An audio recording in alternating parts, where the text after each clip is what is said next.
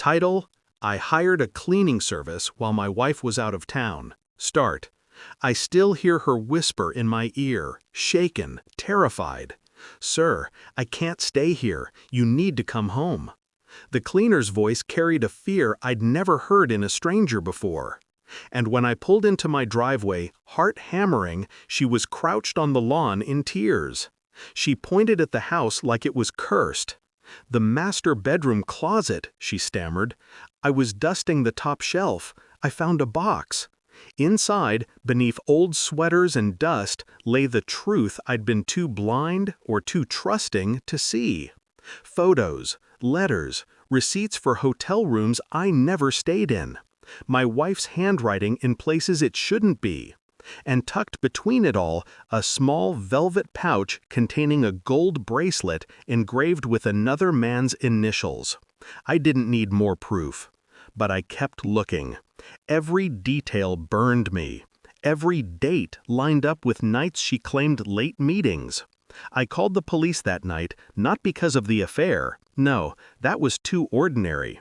I called because mixed in with her little souvenirs was something darker. A stash of unregistered pills, bottles without labels, enough to put her behind bars for years. The cleaner had stumbled onto more than betrayal. She had opened a doorway into my wife's secret life. When I first met her, I believed in forever. She was light in human form, the kind of woman who could convince you the world wasn't as cruel as it really is. We built a home, laughed in the kitchen at midnight, shared coffee in the mornings like ritual. I gave her trust the way a soldier gives his country his oath, completely, unquestioningly. So when cracks appeared, I dismissed them. Her phone always face down. Her eyes darting away too quickly when I asked about her day. Her perfume lingering hours after she claimed she'd just gotten home. I told myself I was imagining it. But the cleaner proved I wasn't. Shock is sharp, but it dulls. Betrayal lingers, mutates. Mine hardened into something colder than rage. Calculation.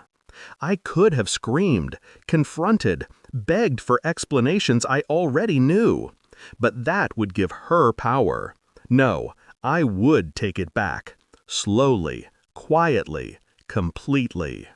Christmas was coming. She adored the season, loved the gatherings, the spectacle. It would be her stage, and I would write the script. I secured the evidence, photocopied letters, photographed every receipt, hid the pills where she couldn't find them. I dug deeper, traced her credit cards, quietly followed her once, far enough to see her slip into another man's arms in the parking lot of a hotel. I didn't need to know his name. He was just a prop in my revenge. I called in favors, a lawyer friend, a police contact, a banker. I had the puzzle pieces, I just needed to place them at the right moment. I waited. My mask stayed intact.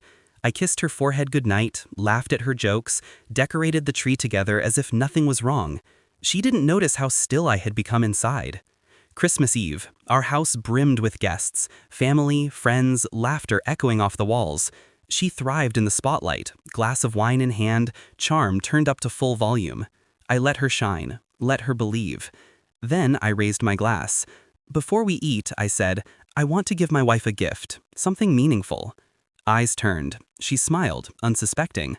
I set a wrapped box in her hands. She opened it to find the velvet pouch she thought was hidden. The bracelet slid out, gleaming under the lights. Her smile faltered.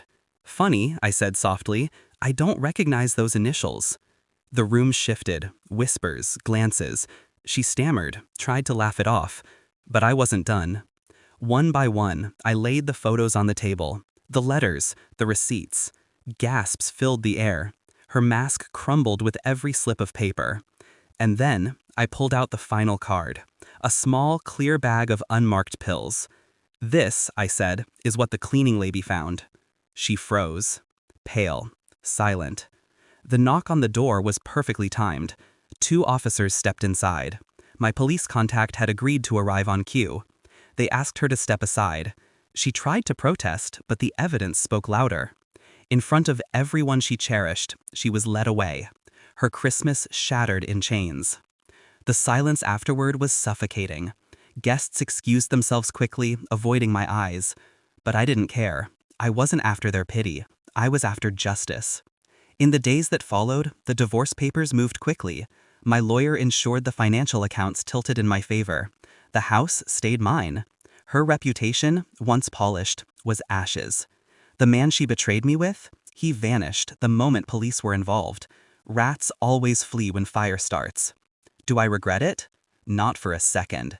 She made choices in shadows. I simply turned on the light. The cleaner's call had been the spark. My planning, the fire. And Christmas, her favorite holiday, became her reckoning. Now, when I sit by the tree alone, lights twinkling, gifts unopened, I don't feel grief. I feel clarity. Justice doesn't always come wrapped in bows. Sometimes it comes in handcuffs, in front of the people you least want to disappoint. That was the gift I gave her. And the gift I gave myself? Freedom. Cold, quiet, final.